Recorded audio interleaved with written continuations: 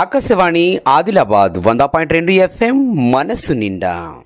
కిసాన్ వాణి కేంద్ర వ్యవసాయ రైతు సంక్షేమ మంత్రిత్వ శాఖ వారి ప్రాయోజిత కార్యక్రమం. ఇప్పటి కిసాన్ వాణి కార్యక్రమంలో పచ్చిరొట్ట పంటల సాగు ప్రయోజనాలు ఈ అంశం గురించి ఆదిలాబాద్ భూసార పరీక్షా కేంద్రం వ్యవసాయ అధికారి ఈ సంధ్యారాణితో జ్యోతి పెట్టిన ముచ్చట. ఆ తర్వాత మామిడి తోట సాగులో అనుభవాలు ఈ అంశం గురించి మంచిర్యాల జిల్లా జన్నారం మండలం ఇందన్పల్లి గ్రామ రైతు మేనేని ఆగంరావుతో దినేష్ పెట్టిన ముచ్చటుంటది. వాతావరణ సూచన. ఉమ్మడి ఆదిలాబాద్ జిల్లాలో రాగల 2 రోజుల్లో పలుచోట్ల తేలికపాటి వర్షాలు కురిసే అవకాశం ఉంది. గాలిలో ఎక్కువ ఉష్ణోగ్రత 45 డిగ్రీల సెల్సియస్ గాను, తక్కువ ఉష్ణోగ్రత 26 డిగ్రీల సెల్సియస్ గాను నమోదు కావచ్చును. ఇంతకు మించి వాతావరణంలో చెప్పుకోదగ్గ మార్పులేమీ ఉండకపోవచ్చు. సర్వోత్తమ రైతు పురస్కారం లభించింది హరికి. హరి, మీ విజయ రహస్యం ఏమిటో చెప్పండి. రైతు మిత్రులారా, మీరు కూడా మీ పొలాల్లో అధిక పంటను పండించగలరు. అదెలా?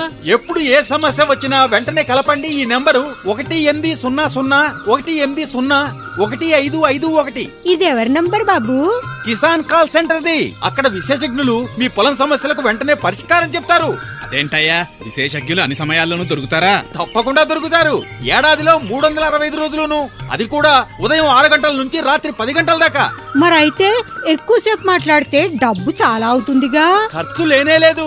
మొబైల్ పై గానీ ఇతర ఫోన్ తో కానీ కిసాన్ కాల్ సెంటర్ కి ఉచితంగా కాల్ చేయవచ్చు. సలహాకి కూడా ఖర్చు ఉండదు. నిజంగా? 16 అనాల నిజం. రైతు సోదరులారా, పంట సమస్యల గురించి మీ భాషలో వెంటనే సమాధానం కోసం పూర్తి భారతదేశంలో ఏ ఫోన్ నుంచైనా జాతీయ హెల్ప్ లైన్ నంబర్ 1800-11800-1551తో ఉచితంగా సంప్రదించండి. రైతు మిత్రుడు Kisan call centre. Akashvani Adilabad 100.2 FM మనస్సు నిండా. కిసాన్ వాణి కార్యక్రమం 7:45 దాకా కొనసాగుతుంది. పచ్చిరొట్ట పంటల సాగు అంటే నేలలో పోషకాలు తిరిగి వచ్చేలా పచ్చని మొక్కలను పెంచి వాటిని మట్టిలో కలియదున్నడం. ఇది భూమిని సారవంతం చేసి తర్వాత వేసే పంటలకు పోషకాలు అందిస్తుంది. పచ్చిరొట్ట పంటలు నేలలో నత్రజని, భాస్వరం, పొటాష్ వంటి పోషకాలను విడుదల చేస్తాయి. ఇది భూమికి సారవంతం కలిగిస్తుంది. పచ్చిరొట్ట సాగుకు రసాయన ఎరువుల కన్నా తక్కువ ఖర్చు అవుతుంది. పచ్చిరొట్ట సాగు పర్యావరణానికి హానికరమైన రసాయన ఎరువుల వాడకాన్ని తగ్గిస్తుంది. భూమి యొక్క ఆరోగ్యాన్ని కాపాడుతుంది. పచ్చిరొట్ట పంటలు వేగంగా పెరుగుతాయి. కలుపు మొక్కలు పెరగకుండా కూడా అడ్డుకుంటాయి. పచ్చిరొట్ట సాగు చేసిన పొలాల్లో పంటల దిగుబడులు అధికంగా ఉంటాయి. పచ్చిరొట్ట పంటలు జనుము, జీలుగా, పిల్లి పెసర, అలసంద వంటి పచ్చిరొట్ట పంటలు సాగుకు అనువైనవి.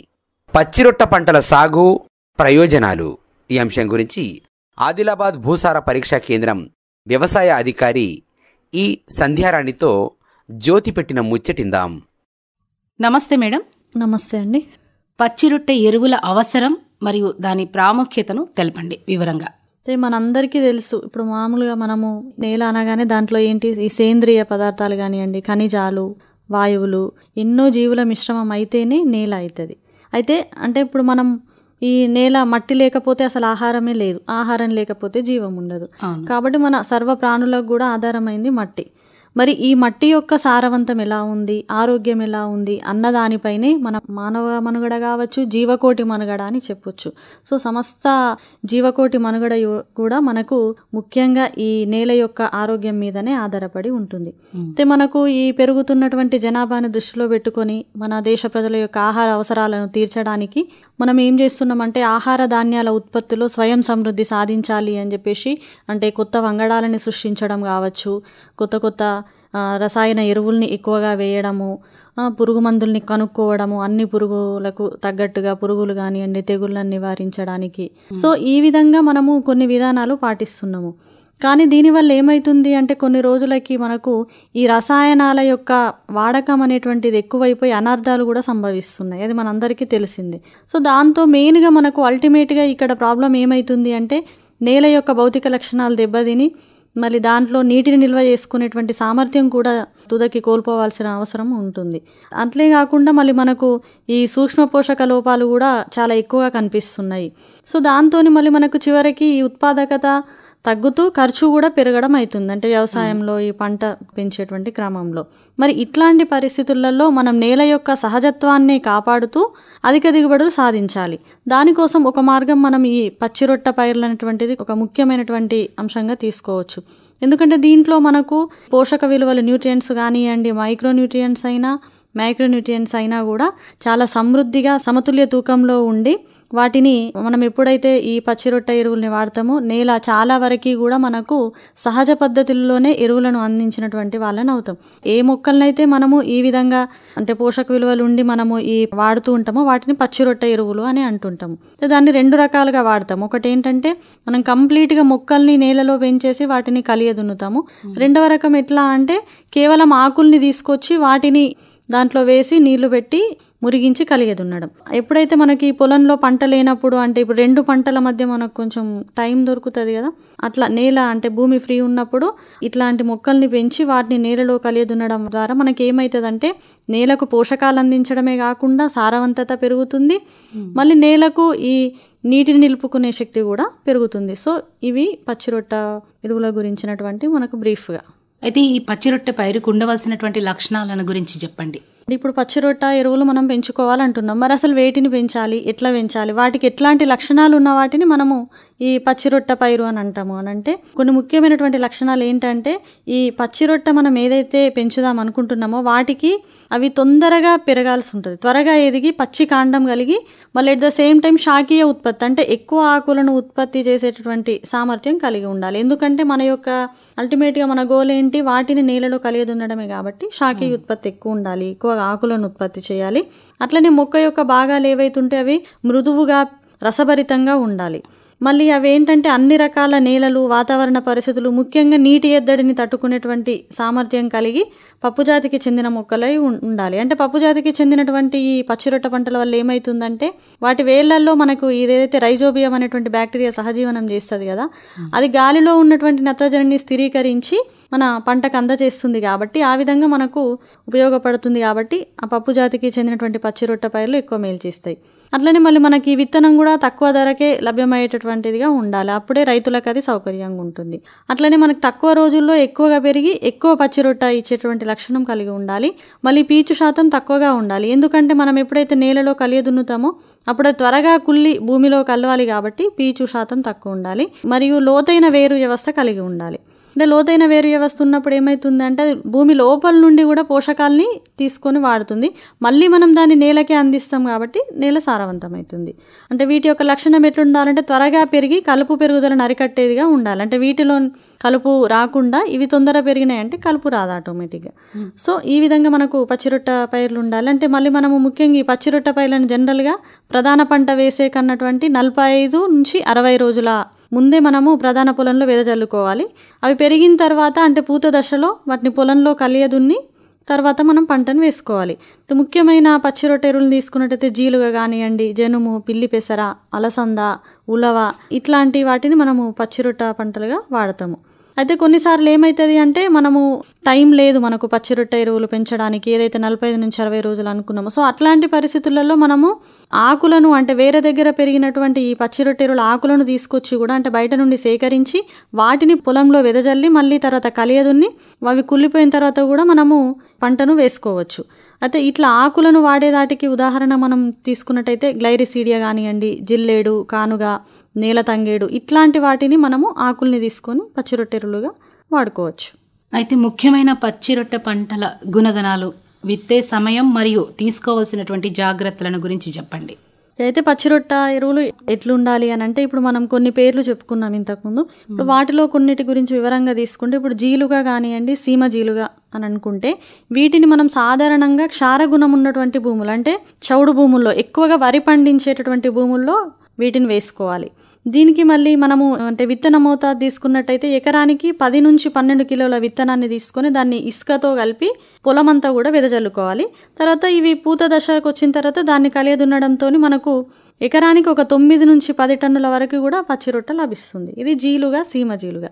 తర్వాత అదే కట్టె జనుము అంటే ఈ కట్టె జనుమును మనం అన్ని రకాల నేలల్లో కూడా సాగు చేసుకోవచ్చు. దీన్ని మళ్ళీ మనము పశువుల మేతగా కూడా ఉపయోగించుకోవడానికి అవకాశం ఉంటుంది. దీనికోసం మనము ఒక ఎకరానికి 12 నుంచి 15 కిలోల వరకు విత్తనాన్ని వెదజల్లుకోవాలి. దీని ద్వారా మనకు 5 నుంచి 6 టన్నుల వరకు పచ్చిరొట్ట లభిస్తుంది. తర్వాత పిల్లి పెసర. ఈ పిల్లి పెసరను ఎక్కువగా మనము తేలిక బరువైన నేలల్లో కూడా సాగు చేయొచ్చు. చౌడు భూముల్లో మాత్రం ఇది సాగుకు పనికిరాదు. తర్వాత దీనికోసం ఎకరానికి 6 నుంచి 8 కిలోల వరకు విత్తనం అవసరం అవుతుంది. ఈ పిల్లి పెసర ద్వారా మనకు 3 నుంచి 4 టన్నుల పచ్చిరొట్ట ఒక ఎకరానికి లభిస్తుంది.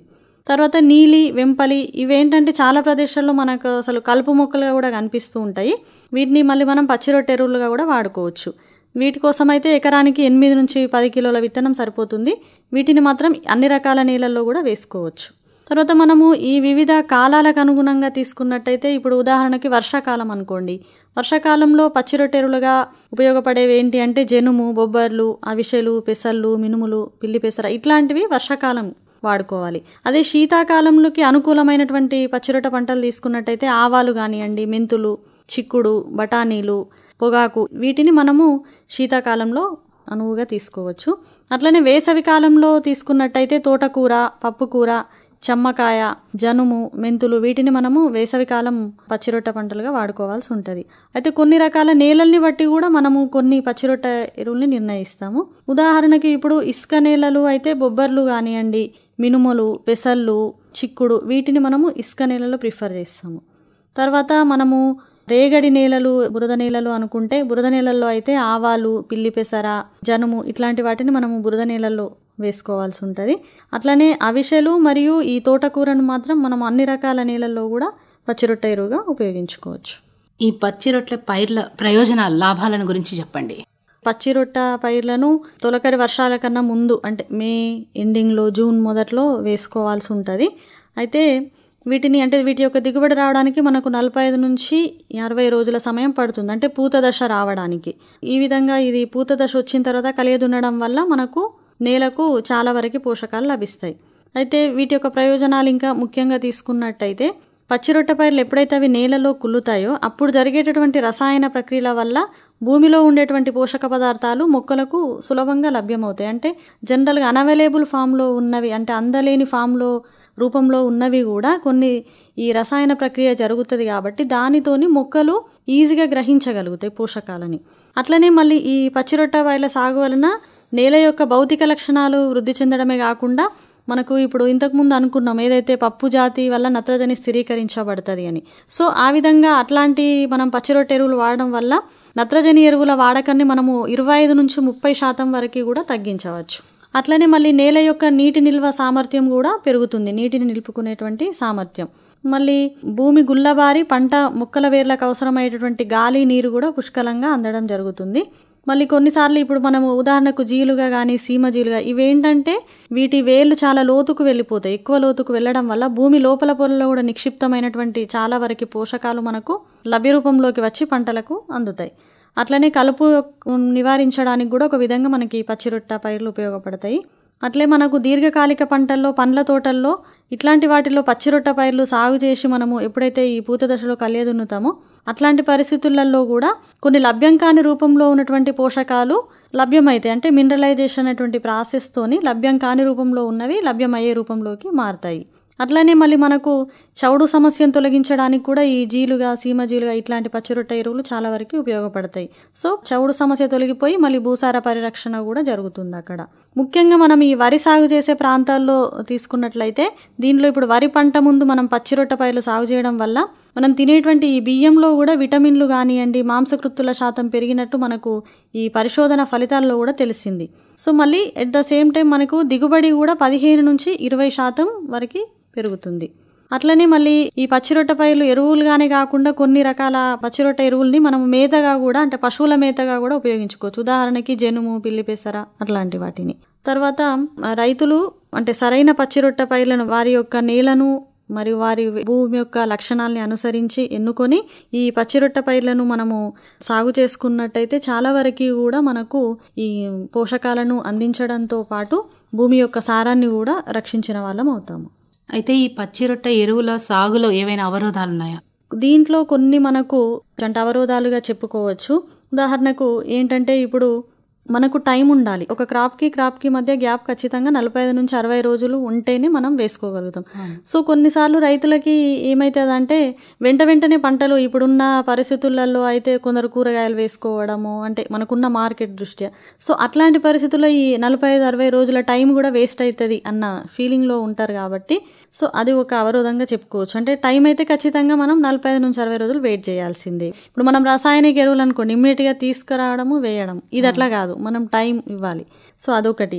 కొన్నిసార్లు మనకు ఈ చీడపీడలు కూడా పచ్చిరొట్ట ఎరువుల్ని ఆశించి తర్వాత అవి నెక్స్ట్ ప్రధాన పంటకి కూడా నష్టం కలిగించేటటువంటి అవకాశం ఉంది.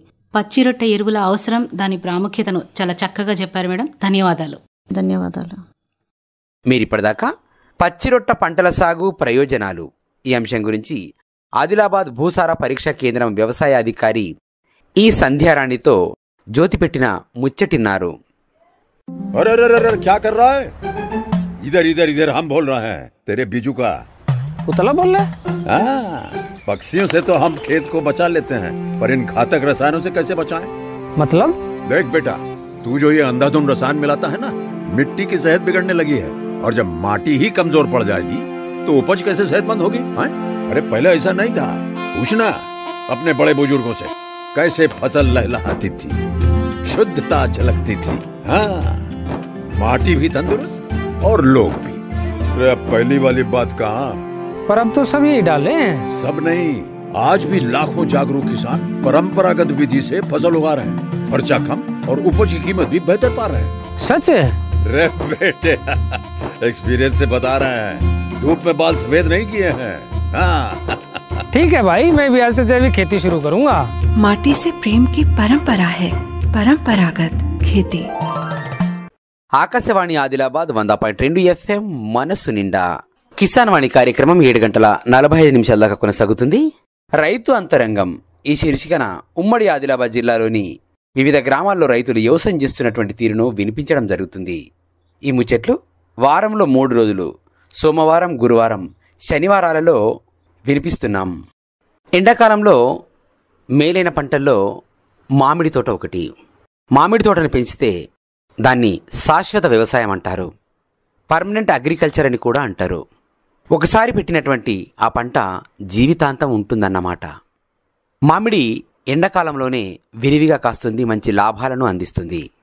మామిడి తోట పెట్టాలనుకునేటువంటి వారు మంచి రకమైనటువంటి మేలైనటువంటి మామిడి మొక్కలను తీసుకొచ్చి పెద్దగా సారవంతం లేని భూముల్లో కూడా వీటిని నాటుకున్నట్లయితే ఏపుగా పెరిగి మంచి దిగుబడులను ఇస్తుంది. మామిడి పంటకు ఎండాకాలంలో మంచి ధర కూడా ఉంటుంది. మామిడి పంట కోసిన తర్వాత కొమ్మలను కత్తిరించి నేలను దున్ని సారవంతం చేసి ఉంచినట్లయితే మళ్ళీ వచ్చే సంవత్సరం చక్కగా పెరుగుతుంది, చక్కని దిగుబడులను ఇస్తుంది ఈ మామిడి పంట. మామిడి పంటతో ఎన్నో లాభాలు పొందినటువంటి రైతులు చాలామంది ఉన్నారు. మామిడి తోట పెంపకంలో అనుభవాలు ఈ అంశం గురించి మంచిర్యాల జిల్లా జన్నార మండలం ఇందన్పల్లి గ్రామానికి చెందిన మేనేని ఆగంరావుతో దినేష్ పెట్టిన ముచ్చటిందాం. మేనేని ఆగంరావు గారు, మీకు నమస్కారం అండి. నమస్కారం. చెప్పండి, మీకు భూమి ఎంత ఉంటుందండి? మాకు 4 ఎకరాలు ఉంటుంది. ఏమేం పంటలు వేసారు 4 ఎకరాల్లో? ఎకరం మామిడి తోట, 3 ఎకరాలు పొలం. ఈ మామిడి తోట పెట్టి ఎన్నేళ్ళ? 22 ఏళ్ళు అవుతుంది. అప్పుడు ఎట్లా ఆలోచన వచ్చింది మామిడి తోట పెట్టాలా నేను మీకు? అప్పుడు వాటర్ అంటే సరే, ఇక్కడ ల్యాండ్ ఎక్కువ ఉన్నది, వాటర్ తక్కువ ఉన్నది.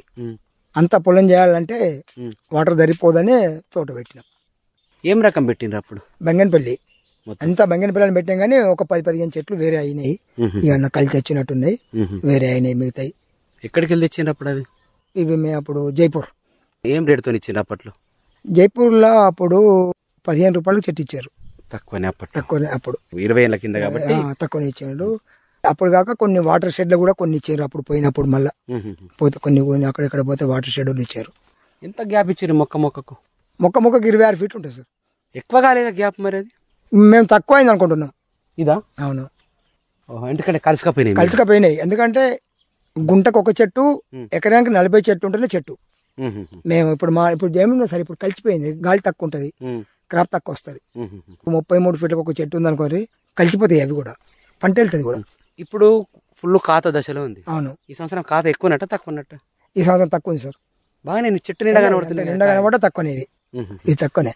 ఇది తెంపడానికి ఇంకెన్ని రోజులు టైం పట్టాలి? తెంపడానికి ఇంకా 20-25 రోజులు పడుతుంది. అంటే ఇక మనం పట్టుకున్న కాంట్రాక్టర్ మీద ఆధారపడి ఉంటుంది. ఆయన ముందు తెంపుకుంటాడా, కొద్దిగా రేట్ వస్తుందా, రేటు అక్కడ నాగపూర్ రేటు చూసి కాయని తెంపుతాడు. ఎక్కడ కూడా ఆగచ్చు. డైరెక్ట్ వీళ్ళు నాగపూర్లో అమ్ముతారు. కాయలు అమ్ముతారా, పండ్లు అమ్ముతారు? కాయలు అమ్ముతారు నాగపూర్. ఇక తెంపినంటే లోడ్ వేసుకొని పోతారు. ఊరగాయ కారం కాదా? ఊరగాయ కారం కాదు ఇది, పండుకి. ఊరగాయ కారంకు వేరే చెట్టు ఉంటాయి సార్. ఈ చెట్టు ఊరగాయ బెటర్ అది, వేరే చెట్లు ఉంటాయి. పండుకి ఇవన్నీ పండ్లకే. బంగనపల్లి అంటేనే పండు. దీనికి ఏమన్నా మందులు కానీ ఎరువులు కానీ వేసిండ్రా? 3 సార్లు పిచికారి చేసినాం మందు. ఎప్పుడు ఏ టైంలో? 3 టైమ్స్. మా నవంబర్ ఫస్ట్ వీక్ లో కొట్టినాం, మళ్ళీ మన జనవరిలో కొట్టినాం. మళ్ళీ ఈ కాంట్రాక్ట్ తీసుకున్నాక ఆయన కొట్టిండు. మళ్ళీ నేను 2 సార్లు కొట్టినా, ఆయన ఒకసారి కొట్టిండు. ఎంతకి ఇచ్చాను మొత్తం? మొత్తం 230కి ఇచ్చిన. 7 కాయ కూడా తక్కువ ఉన్నాయి సార్. అంటే ప్రతిసారి ఇదే రేట్ వస్తుందా, వేరే వేరే రేట్లు ఉంటాయా? అంటే ఇక రోజుకు అప్పుడున్న పరిస్థితులను బట్టి, అప్పుడున్న చెట్టుకున్న పూతను బట్టి, అంటే పూతను చూసే తీసుకుంటారు. కొంతమంది కాయ అయ్యేదాకా ఆగుతారు. ఇప్పటికి కూడా కొంతమంది ఈయనోళ్ళు ఉన్నారు, ఇంకా కూడా ఈయనోళ్ళు ఉన్నారు, కాపాడుతున్నారు రేట్ ఎక్కువ వస్తుంది అని. అంటే కోతులు ఆయన చూసుకోవాలా? అంతా మనకి ఏ సంబంధం లేదు. మనం ఇవాళ ఇచ్చినామంటే ఇవాళ నుంచి అంతా వాళ్ళు. ఇప్పుడు నీళ్ళు కట్టించుకుంటాడు, మనిషిని పెట్టుకున్నాడు, మందులు వేసుకుంటాడు, ఎంత ఆయన మనకి. ఎప్పుడైనా తెంపుకొని పోనీ మనకి పట్టినాడు 1% ఇవ్వాలి, మనకు 50% ఇస్తాడు. తెంపినాడు మొత్తం ఇచ్చి తెంపుడే. మందు కొడతాడు ఇప్పుడైనా? ఇంకా అయిపోయి మందు కొట్టే టైం అయిపోయింది. మందు టైం అయిపోయింది. కోతుల బెడదేమని ఉంటుంది? కోతులు ఉన్నాయి. పండ్లు తెంపుతాయి, తెంపుతాయి. మనిషి లేడా ఇక? ఆ మూలకుంటే ఈయనకేం కానొస్తుంది? తిరుగుతాడు, అటు ఇటు తిరుగుతాడు. ఇక అంటే ఆవిడికి ఒక వే ఉంటుంది సార్, ఇష్టం రావు. లేకపోతే ఒక చెట్టు ఖాళీ చేస్తే ఒక గంట సేపటి చేస్తే ఇక వాడికి కోతి అది, అంతేగా సార్. అయితే మరి మీరు తెంపుకొని పండు మక్కేసుకొని ఎట్లా అమ్మి చేయొచ్చు సార్. మనకి ఏ పని లేకపోతే ఇదే పని ఉంటే చేయొచ్చు. కానీ మనకు ఇప్పుడు వ్యవసాయం ఉంది, అటు పోవాలి ఇటు పోవాలంటే ఇప్పుడు నా ఏజ్కి ఇవన్నీ కుదిరే. ఇక ఏమన్నా కాండం పూత చేస్తారు ఇంకా? అవును, దానికి కూడా కాండానికి మందు పెడతాం. 7 పెట్టలే. దానికి కూడా ఏదన్నా పురుగు మందు సున్నంలో పోసి కాండంకి పెట్టేస్తాం చుట్టూ. చెదలు వస్తాయేమో? అదే చెదలకే సార్ ఇప్పుడు పెట్టేది. మనం ఏదన్నా పురుగు మందు సున్నంలో కలిపి కొట్టేస్తే అయిపోతుంది, చెదలు రాదుగా. ఇది మీకు ఎప్పుడు ఇస్తాడు? పంట తెంపుకొని పోయినాక మీకు చెట్లు ఎప్పుడు ఫ్రీ ఇస్తాడు ఆయన మీకు? వాళ్ళు ఇలా కాయ తెంపుకుంటే తెల్లారు మనదే. ఏమన్నా ఇస్తాడా? చెట్టుకు 5-6 కాయలు, 2-3 కాయలు అట్లా? లేబర్ తెంపుకోగా కనబడక ఎక్కడ ఉంటుంటాయి అంతే, 1-2 చెట్ల. మీరు పెద్దగా పట్టించుకోరు ఇక? మాకేం మనకేం సంబంధం లేదు. అది అవి కోతులు పోనేమన్నా కానీ ఇక మన ఇలా వాళ్ళు ఇలా తెంపుకున్నారంటే రేపు పొద్దుగాల చెట్టు మనదే, మనం వాటర్ కట్టుకుంటే. మళ్ళీ ఏం చేస్తారంటే ఇప్పుడు మామిడి తెంపేయగానే, పంట తెంపగానే అప్పుడు మీరు చేసే పనులు ఏముంటాయి? ఈ మామిడి పంట తెంపిందంటే ఇప్పుడు ఇది దాదాపు ఏప్రిల్, మే 15, 20 తారీఖు తెంపారు అనుకోండి. ఆ తర్వాత వేసవికాలం ఉంటుంది కనుక మేము 2-3 తల్లు నీళ్లు కట్టుడే. ఇప్పుడు వాడు కాయ తెంపిండంటే కాయ తెంపినాక 3-4 రోజులు తడి కట్టాలి. ఇంకేమైనా కొమ్మల కత్తిరింపులు చేస్తారా? అది మళ్ళీ జూన్, జూలై. ఈ తొడిమేలు ఎప్పుడు తీసేస్తారు?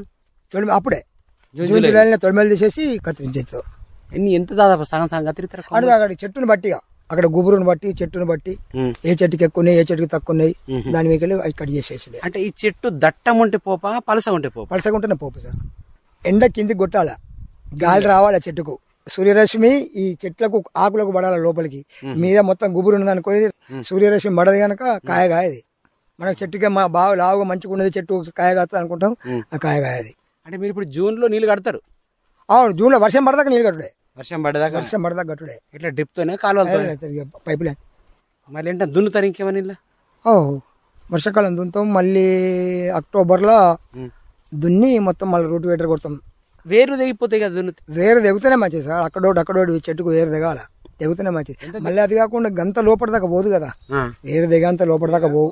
ఎక్కడైనా ఒకటి తెగుతుంది, తెగితే కూడా మంచిదే. అంటే కాండం దాకా దున్నుతారా? బండి ఎక్కడ దాకా పోతుందో అక్కడ దాకా దున్నుతాడు. బండి ఓని జాగ్రత్త ఇడిచి పెడతాం. గడ్డి మందు కొడతారా? గడ్డి మందు కొట్టాం. మరి గడ్డి బాగా పెరుగుతుంది కదా?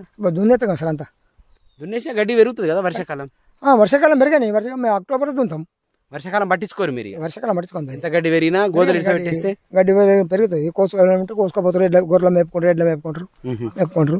తర్వాత మళ్ళీ దున్నేసి రూట్ వేటర్ కొడతాం ఒకసారి కథ. ఇక రూట్ వేటర్ కొట్టినామంటే ఇక అది 10 అవుతుంది.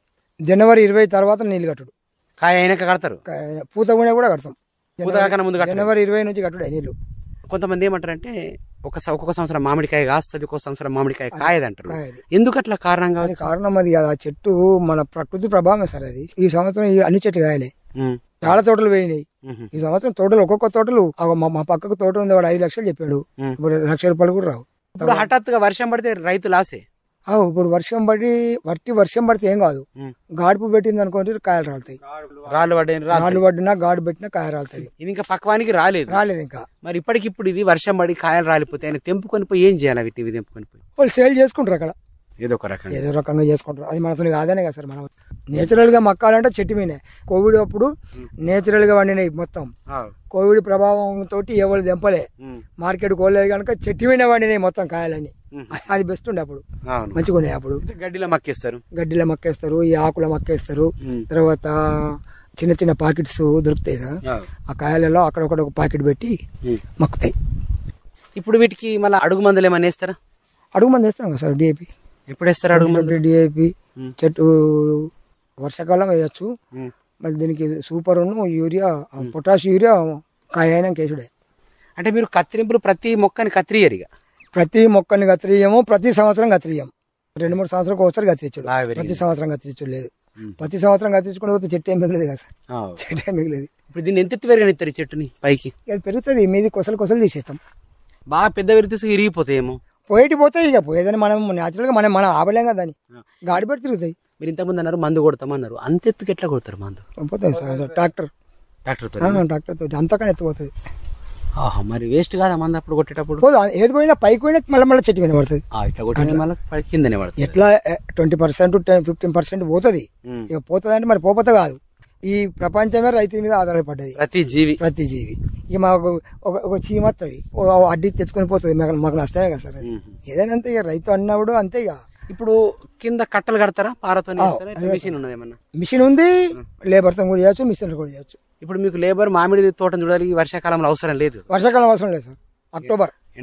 అక్టోబర్ మనం దున్నినామంటే ఈ కుండీలు కట్టించుడు, నీళ్ళు కట్టుకోండి అంతే. అక్టోబర్ నుంచి జూన్ పంట తెంపేదాకా ఉంటాం. అక్టోబర్ చూసుకుంటా ఉండాలి. నీళ్ళు కట్టుడు కూడా జనవరి 20కి వెళ్ళే, అంతకన్నా ముందు కట్టాం. ఇప్పుడు మీరు ఎకరం భూమిలో మీరు మామిడి తోట పెట్టిండ్రు.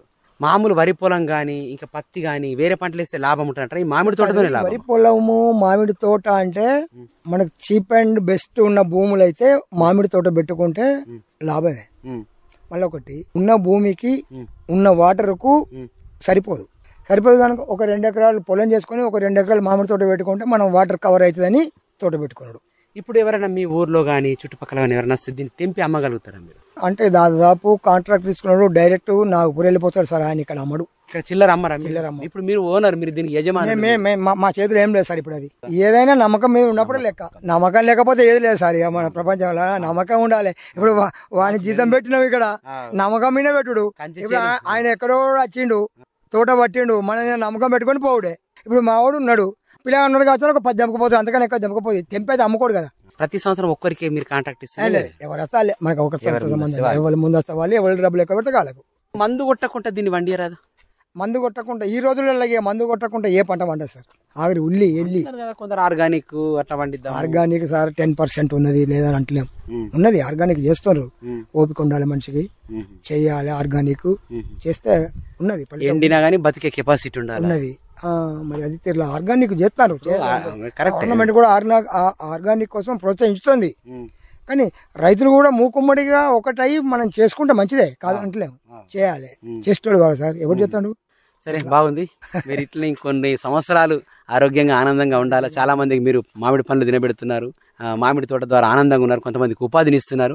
ఎవరన్నా ఈ కార్యక్రమాన్ని విని మీ నుంచి సలహాలు తీసుకొచ్చి మామిడి తోట పట్ల, కాబట్టి మీ ఫోన్ నంబర్ ఇవ్వండి. 944 18 37 655. Thank you. మీరు ఇప్పటిదాకా మామిడి తోట సాగులో అనుభవాలు ఈ అంశం గురించి మంచిర్యాల జిల్లా జన్నారం మండలం ఇందనిపల్లి గ్రామానికి చెందిన మేనేని ఆగంరావుతో దినేష్ పెట్టిన ముచ్చట విన్నారు. ఇప్పుడు ప్రసారమైనటువంటి ఈ 2 ముచ్చటను రేపటి నుండి మా యూట్యూబ్ ఛానల్ ద్వారా కూడా వినవచ్చు.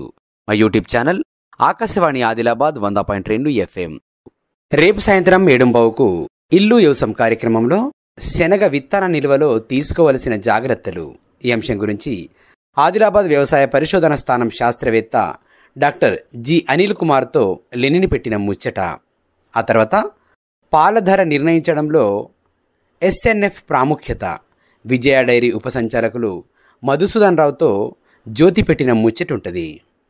కేంద్ర వ్యవసాయ రైతు సంక్షేమ మంత్రిత్వ శాఖ వారి ప్రాయోజిత కార్యక్రమం కిసాన్ వాణి సమాప్తం.